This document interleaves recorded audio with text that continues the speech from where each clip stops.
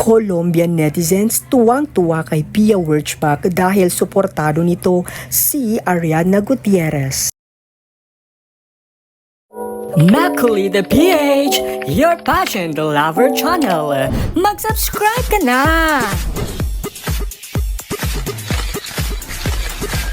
Hello Universe! Welcome to my YouTube channel.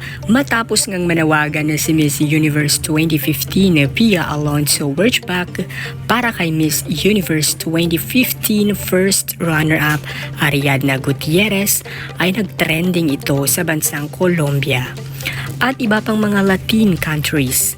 Sumali nga si Ariadna Gutierrez sa kanilang bansa sa reality TV show na La Casa de los Famosos, na kung saan sa Pinas pa ay Pinoy Big Brother. Isa si Ariadna sa nominado na posibleng matanggal sa kompetisyon. Ito nga ay inaabangan ni Pia. Nang malaman nito na nominado si Ariadna, ay nanawagan ito sa mga netizens sa kanyang social media na iboto at suportahan si Ariadna para manatili pa sa kompetisyon at di ito matanggal. Ayon pa sa kanya ay patuloy nitong susuportahan si Ariadna.